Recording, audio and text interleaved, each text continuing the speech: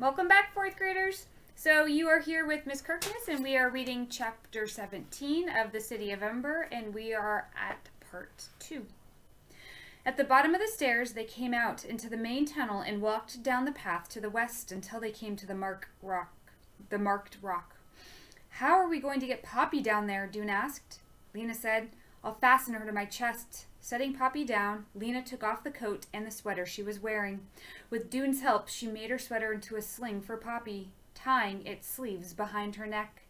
Then she put her coat back on and buttoned it up. Dune looked doubtfully at the bulky arrangement. Will you be able to climb down, carrying her like that? Will you be able to reach around her and hold on to the rungs? Yes, said Lena. Now that she had Poppy with her, she felt brave again. She could do whatever she needed to do. Dune went down first. Lena followed. Stay very still, Poppy, she said. Don't squirm. Poppy did stay still, but even so, it was not easy going down the ladder with her extra weight. Lena's arms were just long enough to reach past Poppy and hold on to the ladder. She descended very slowly. When she got to the ledge, she stepped sideways, gripped the hand Dune held out for her, and with a deep breath of relief, came into the entryway. They walked to the back of the entry hall, and Dune opened the steel panel and took out the key. He slid aside the door to the room where the single boat was, and they went in.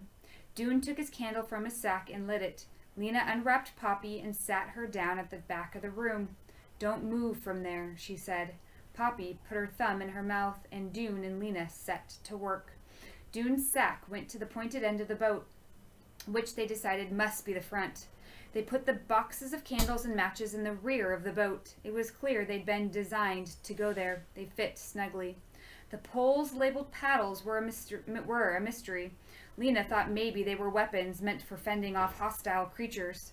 Dune thought they might fit across the boat somehow to make railings to brace yourself against, but he couldn't get them to work in this way. Finally, they decided just to leave the paddles in the bottom of the boat and figure out what they were for as they went along. Dune dipped a bit of wax on the floor and stood his candle up on it, so he'd have both hands free. Let's see if you can lift the boat, he said. With Dune at the rear and Lena at the front, they found they could lift the boat with ease. It was amazingly light, even with the boxes and pack inside. They set it down again. The next step was to get it into the water somehow, and then get in themselves. We can't just drop it in, Lena said. The river would grab it right away. That must be what the ropes are for, said Dune. We lower it in by holding onto the ropes and tie the ropes to something to keep it from moving. To what? They must have a peg or something in the wall to tie it to. Dune went back out to the edge of the river and got on his knees. Leaning over, he felt with one hand along the bank below.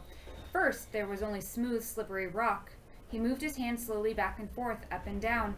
River water splashed against his fingers. At last he felt something, a metal rod attached to the river wall, like the rungs of a ladder that they had climbed down. I found it, he called. He got up again and went back to the boat room. Let's carry the boat out, he said.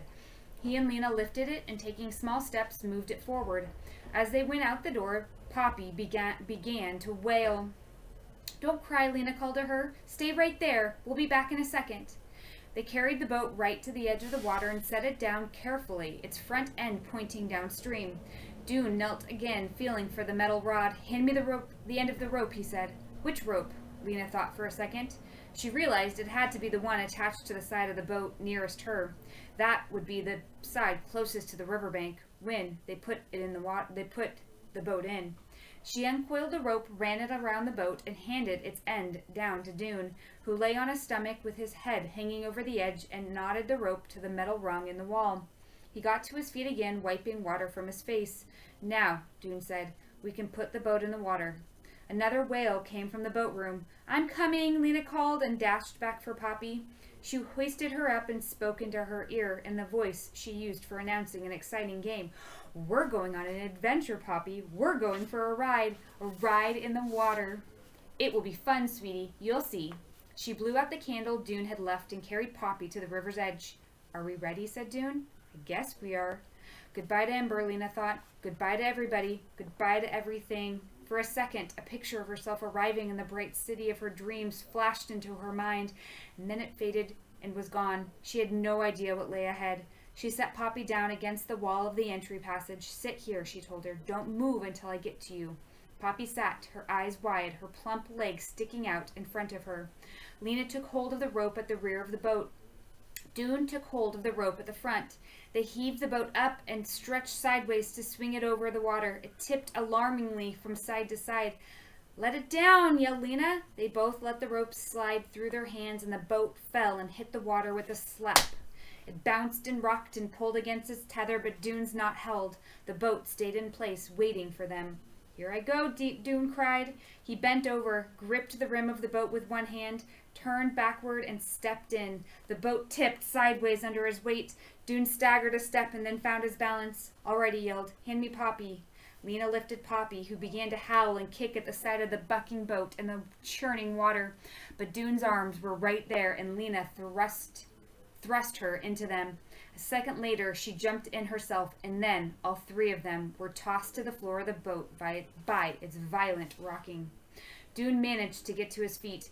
He hauled on the rope that held the boat to the bank until he was close enough to reach the knot. He struggled with it. Water splashed onto his face. He yanked at the knot, loosened it, pulled the rope free, and the boat shot forward. All right. That was the end of Chapter 7. Please stay tuned for Chapter 18.